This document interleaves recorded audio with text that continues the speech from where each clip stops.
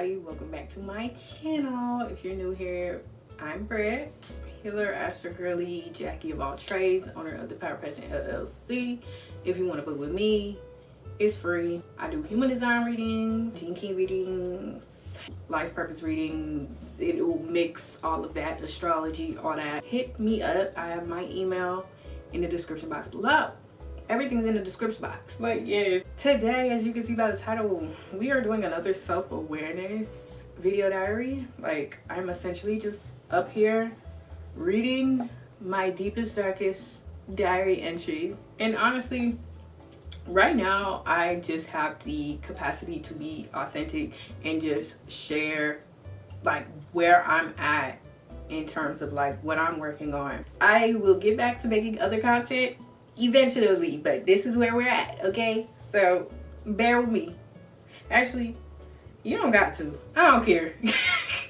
Let's get into it. So the other day, I'm in the shower doing my ecstasy magic, and I just started crying. And like, I randomly thought about this guy like that I had ended things with a month ago, like, and I wasn't mourning him, but I felt like I was mourning a part of me that really sought out validation in men. And of course, this dude, 2 father wounds, hello, but I really had to sit there and be like, wow, this is a common theme that played out in majority of my life. Like, this is like one of my key life lessons, and it finally hit me. And why I was crying so much is because it was like, damn, like, you're not gonna find your worth in that man. Like, it's like I knew that, but it finally hit my subconscious. Like, you're not gonna find your worth in that man. You're gonna have to find your worth somewhere else, Bookie.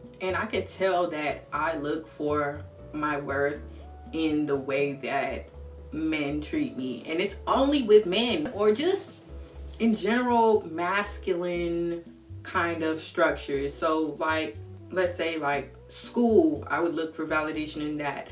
Financial stability, I see that as a kind of masculine thing. Relationships, seeking in that. So I would seek validation in those things, like as a pattern in my life. And it's like, even if I was treated so perfectly by a man, even if I met the nicest man in the world and he did everything perfectly, I think I would still have a worth issue. It's easy to look over the fact that you look for validation and worth in men when you're getting the validation and you're being shown that you're worth it. But it's like, as soon as like one little thing is off, one little instance happens, the energy turns. As soon as that energy switches, I'll always lead back to questioning my worth every time they switch up their energy. So now it's like, okay, there's an issue here with people switching up their energy, or I ask for something and they tell me no, and I have to question, maybe I'm not worth getting the things that I desire out of this life. Maybe I'm not worth all of the desires of my heart. Maybe I'm not worth that. Maybe I'm not enough for that.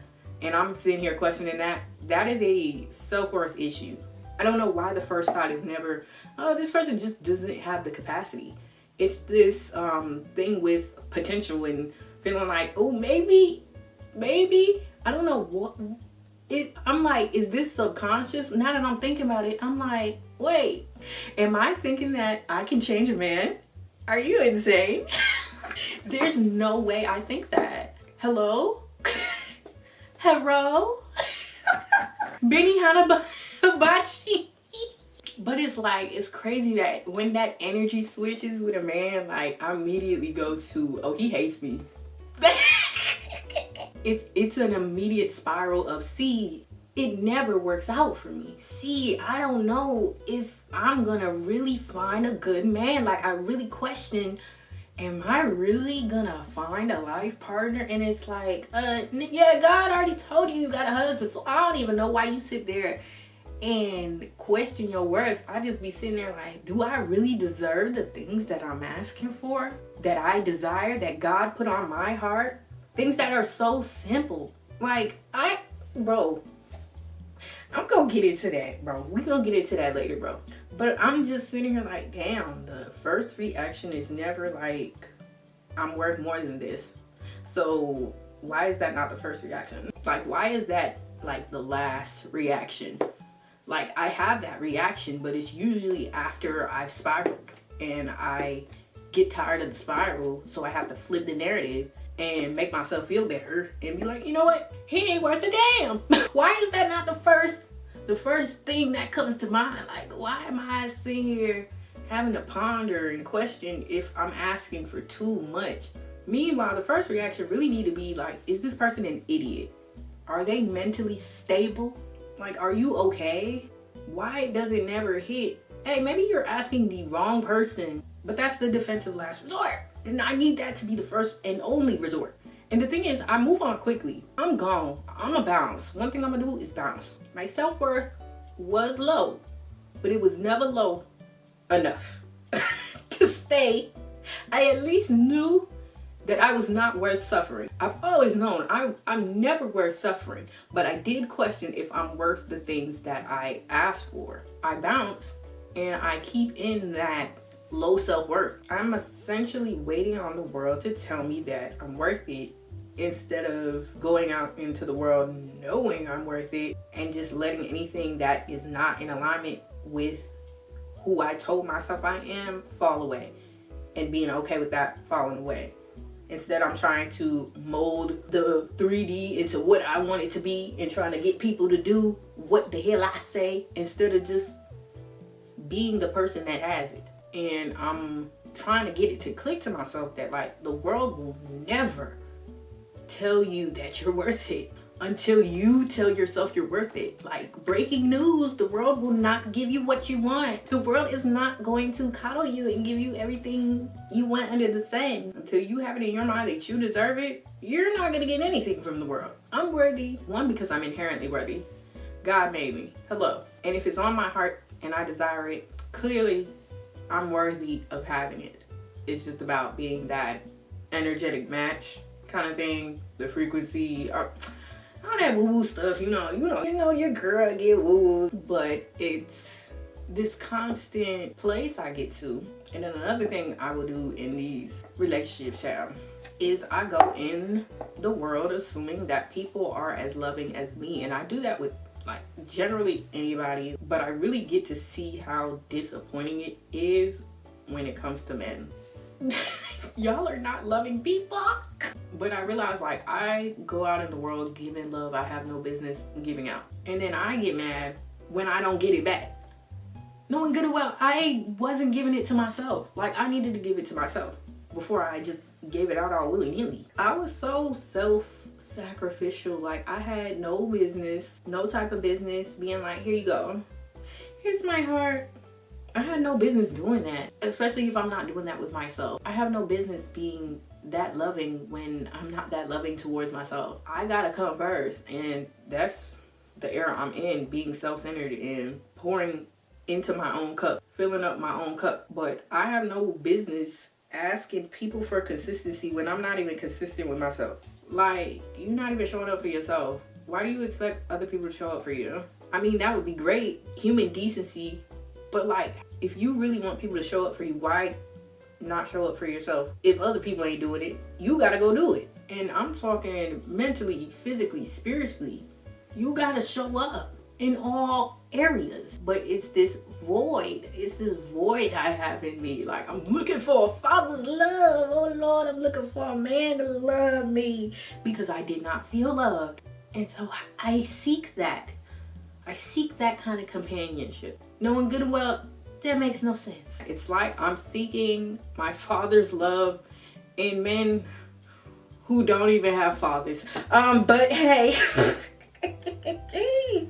or don't even have like good role models. Like, it's rare that I'll run into men with good male figures. Let's be real. Like, and I think it's due to the patriarchy, how men are raised, and we could go into a whole tangent, but the negligence, you see it in the way that, like, when you are having a child and it's like girl versus boy, and how ignorant that conversation is, and how they're like, oh, I don't have to worry about my boy. It's this exact reason why you should worry. Like, look at the men. Like, you talk about, I don't have to worry about my boy. Y'all be more concerned with women being hoes than y'all do with men being abusers, men being fucking murderers, men being disrespectful, unkind. Oh my God, don't even get me, I'm heated just thinking about it. Like, the red pill, like, community is enough to tell you, like, the kind of men that are being uprisen in society. This is what the result of leaving boys to raise themselves out in the wild without any true direction from any real leaders or any good people. And it's like the negligence is generational, and now we're dealing, like, it gets worse every generation. Like, I'm looking at the patterns, I'm like, it's getting worse and worse. And it's like, at some point, I feel like I'm being optimistic. I got a ring in my ear. I'm being optimistic. At some point, I think there's going to be some sort of like masculine energy revival, some sort of evolution in men. But right now, it's like there's like a real breakdown happening with masculine energy. As you can see, like this, the energies are starting to switch up. It's getting a little too much. And it's like the more that I evolve as a person, like the more self-aware I become, the more spiritually in tune I become, like the less compatible I already was incompatible with a lot of people.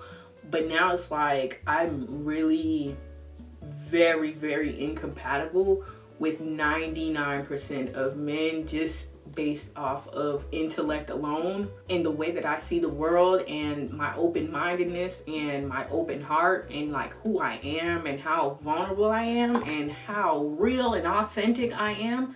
There's not a lot of authentic men that I can really say I have an example of. They be authentically stupid. But this was not supposed to be me hating men, but this is what it turned into. What I said all of that to say is, it makes no sense for me to sit and look for my worth in people who I don't even see as highly intelligent beings. Like, I don't even see them as people with a good moral compass. So why would I be looking for validation in people I see so lowly? Like, and it always gonna stem back to that father wound. Like, I always go back to that. Like, that is the root of a lot of the things that I have endured in relationships. And I realized, like, I went through what I went through so that I can choose myself, like, so that I can actually love myself, so I can actually show up for myself. I was scorned, I was hurt, so I can transmute that energy and use it to empower me to be there for myself, to be self-centered, to choose myself over and over and over again. Like, to actually love myself, to deeply devote to myself. That is why I keep on going into these situations and getting my ass hurt, so I can fucking go home. All roads lead back to me. I was at a point where I was beating myself up about the fact that I kept going in these same cycles, but it was like, you were gonna go through those cycles as many times as it took, but at the end of the day, every time it led you back to yourself. So now it's clicking now.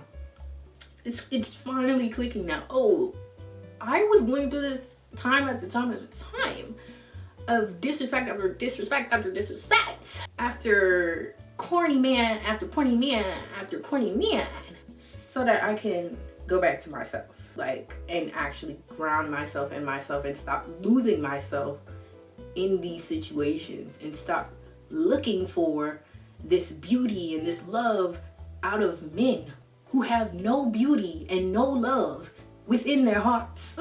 Because the only source that I could get it from was me and God. That was it. That's all I had. And I kept looking outside of me for the source. And it's like, baby, the source is in the mirror. The source is inside of you. Try again. But I seriously had that void that the world could not fill. No matter what happened, it didn't matter how good a man treated me. I still had that void. I still needed something, and I needed it from myself. I needed to make myself enough. I needed to make myself worthy. I had to see myself as valuable enough to validate myself. I had to see my opinion as valuable to me.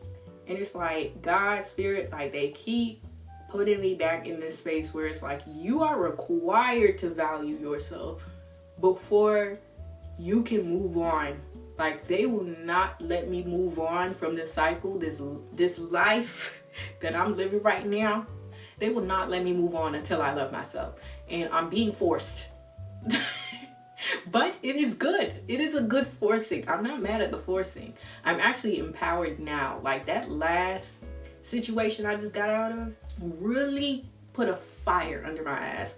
Thank God for the fire, child. They was pressing. They were branding me with that situation. Like the things I went through in just that little month. I'm like, girl, you was going through spiritual warfare. And this man, he ain't even did nothing too crazy. Not as crazy as I've seen, child, but it was enough to really rock my world. And it was gonna rock my world whether it was him or somebody else. Let me be clear, like, I can't give him that credit. I just can't. Like, I was gonna get triggered by something. And he just happened to be the vehicle.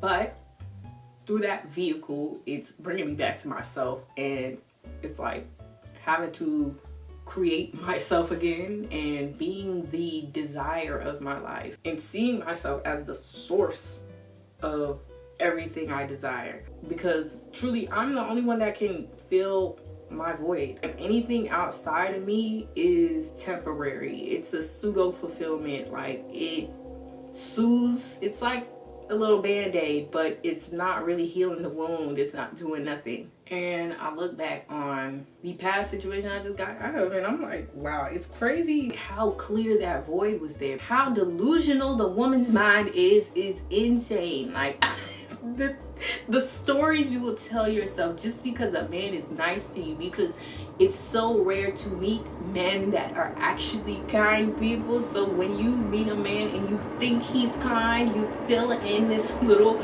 box. You're like, oh yes, finally a kind man. When you finally get literally the basics, it literally be human decency excites you because of what you see, not even just on the internet, but in real life and what you experience with certain men. It just be like, wow, human decency. I'm so shocked. Bro, my life path, why did I choose this? Why did I choose to see this side of me? And like, this is crazy. I'm changing my destiny immediately. Yeah, back to that past situation. It was like this fantastic idea of him I had. It's crazy because like I wasn't even like that interested when we first started speaking, and then like as soon as that interest hit, the delusions hit. At the beginning, like he was telling me like he's prone to self-sabotage whenever things get too deep, but I didn't think it was gonna get deep. So then it got deep. And the delusion. I can't even say, oh, this was glamorous, because I could tell he was really interested.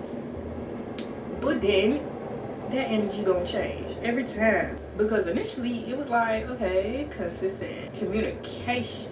I asked for more communication. He did that. He being attentive. He being generous to the freaking service workers. Being nice to children. I'm like, bro, why is that? I'm about to punch myself in the face.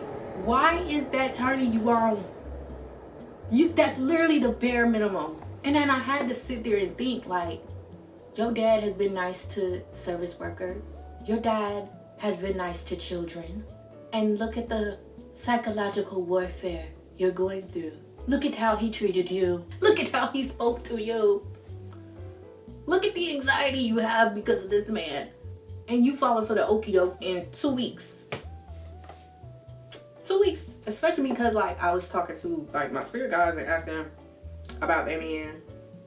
Trying to get some information. Like, what's up? And all they would really tell me to do is continue. They weren't really telling me any information. They were just like, hey, go ahead and continue to experience whatever you're here to experience. So I was like, okay, let me go ahead and experience it. No matter how much I was praying at first, like I was praying hard. I was like, please reveal this man. And that reveal prayer usually works immediately. But no matter how much I prayed, more and more was revealed to me that I like him. I have a crush. This is bad. Like, I like that man. And it's a different kind of like. It's like I actually had respect for him. Like, I usually don't got that for me. Like, I actually was like, I'm not gonna try this one. You know, you can suss out when you can try a man. You can suss out a weakling. And I just didn't see him as a weak-minded man. God. Oh, how the tables turn. And girl, don't even get me started on when I actually find a man attractive. That's every blue moon. Like, it's one thing to find somebody attractive based off of like personality, but looks, oh my God. Oh my God. And this guy was short. I don't usually even do short men, but I had to make an exception for that face card, okay? And he had a self-concept that, like, I could feel on his aura, like he gonna handle something. I could feel on his aura. I done got handled. The hand handed. It tussled me. Help! Cut the cameras.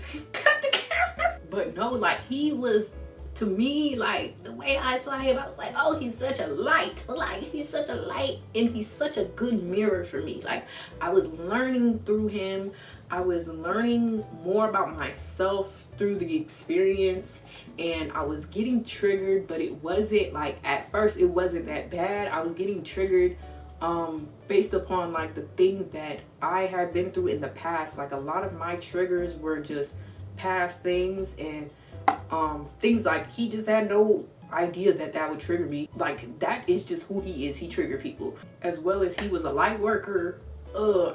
Man, I thought I was locked in. At least for the next couple months. Like, I thought we'd at least get to the vacations we was talking about. Like at least live out my fantasies, my delusions. Like, you falling asleep on the phone with me, like, we gotta be in love now. Like, and he would be talking about some love. He talked about love within that first 2 weeks. Talking about the love between us. What? And it's not like I believed him. Like, at that time, when I was in it, I was like, I think he does believe it's love, but I know it's not love. So I'm gonna let him be delusional. Because I like when men are delusional. Like, wait, we was talking about he came to me talking about creating a business. Bitch, I'm thinking we locked in. But it's crazy how you fill up your head with all these fantasies based off of words. And these delusions are crazy, but I know that it's rooted in the void that I have. And it's really like, I look at these men as an avenue to make me into a certain version of myself. I think that these people are going to be the person that creates me into finally being worthy of the things that I desire. And it's like, no, they'll never do that. They were never going to be an avenue for that. Like, they were going to show you that the avenue is you, but they weren't going to be an avenue of your worth. That man is not going to make you a worthy woman. That man is not going to make you the woman that has your desires. You gotta already be that. You gotta already be in it, in that energy, and walk in the room with that. You have to embody it.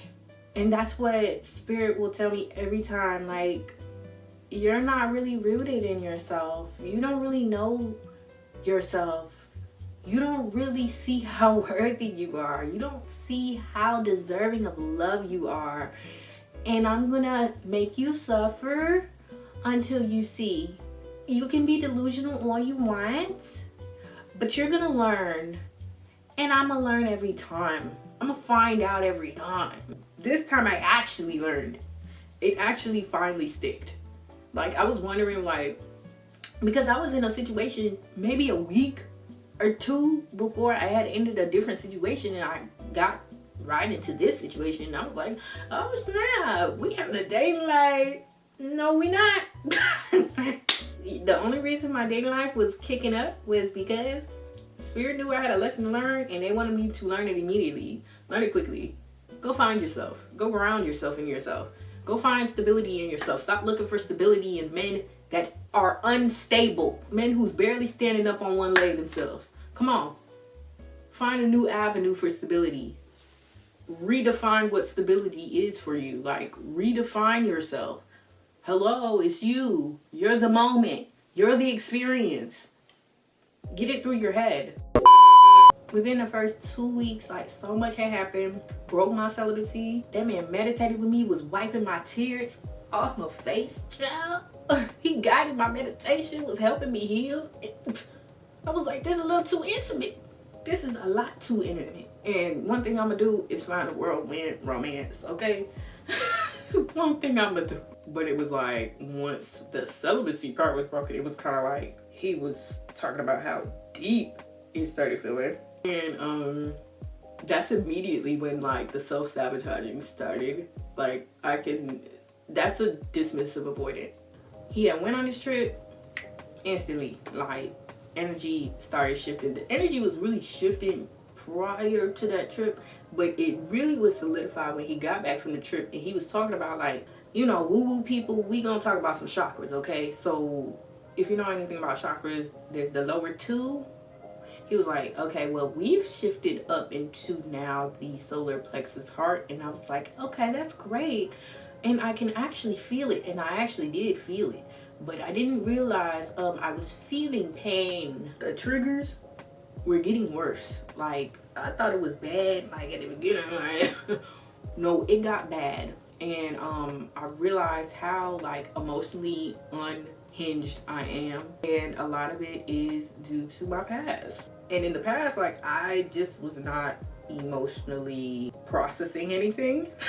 So, like, his presence forced me to emotionally process it. It's that space when the connection, like the romantic connection, starts to feel like survival. I couldn't even get no communication. That's literally bare minimum. And it's like, no matter how many times I'd go to my spirit guides and ask, please release me, they'd be like, keep going. Hindsight's 2020. I know why they told me to keep going. They told me to keep going so they could break me.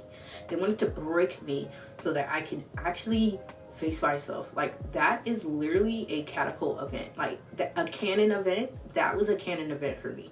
Actually, no. I had many canon events before that. Let me not say that was a canon event. But that was of my Roman Empire. Like, that's when I was like, okay, everything is coming together now. I'm seeing the patterns. I'm seeing what y'all doing now. And I see what you're trying to get me to do. And what you want me to do is let myself. So, hey, I'm here. I'm open. I'm here, baby. And I'm sticking beside me. That experience revolutionized me. Like, I'm sitting here like, dang, like, the communication started falling off. Like, inconsistent. Once that communication go out the door, like, that's literally the bare minimum. And I got mad, even angrier and angrier, because it's like, y'all know I don't do this. My spirit guides know I have a low tolerance. I do not play about my energy. Men cannot stay in my bubble for too long because it is too triggering, and I don't play that.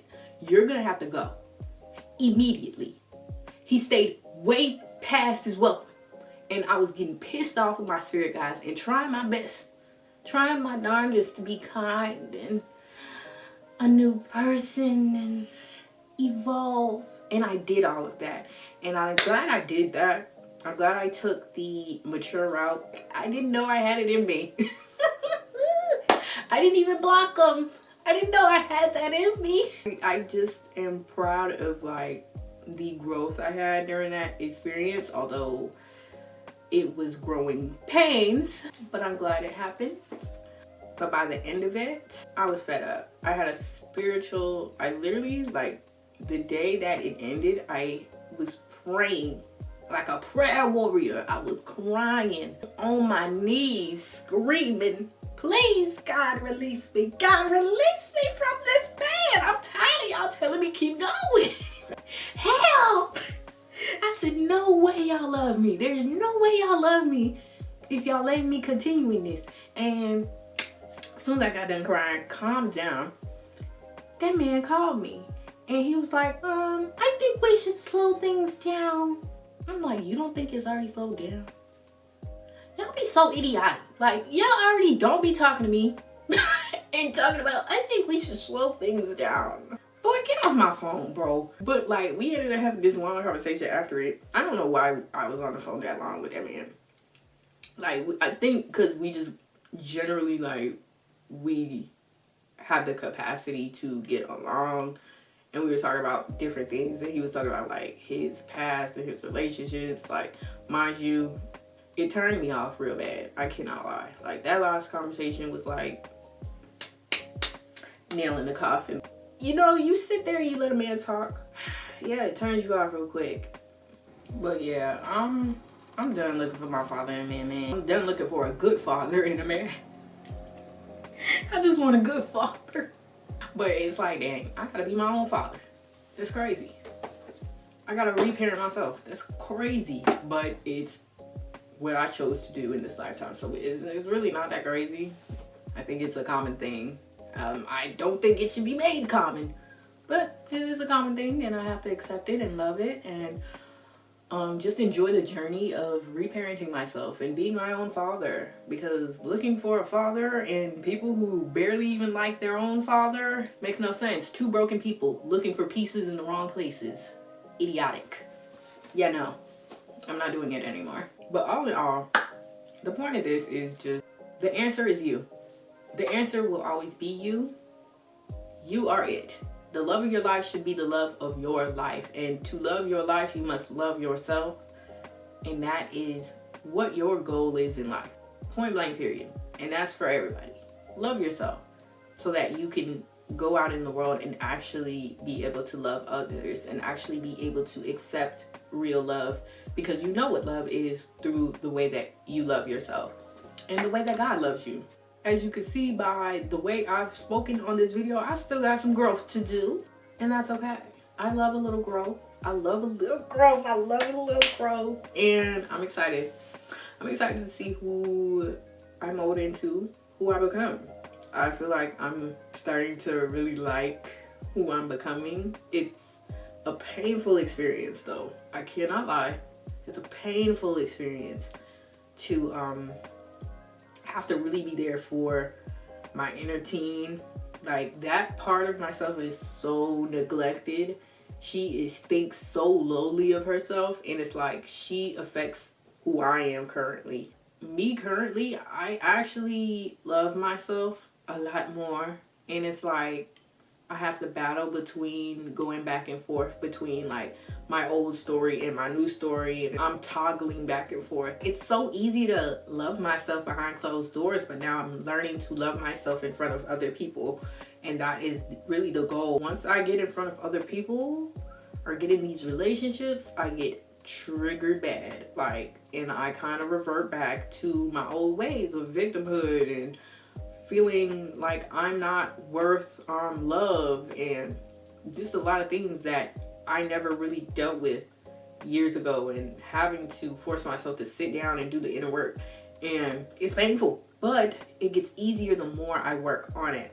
It gets easier to show up and love myself. It gets easier to be there for that neglected part of myself, because I neglected it for so long. That version of myself was quite neglected. So now I'm learning to be there for that version of myself, and it gets easier. Like, before, she was a little too spunky for me. She was a little too pitiful.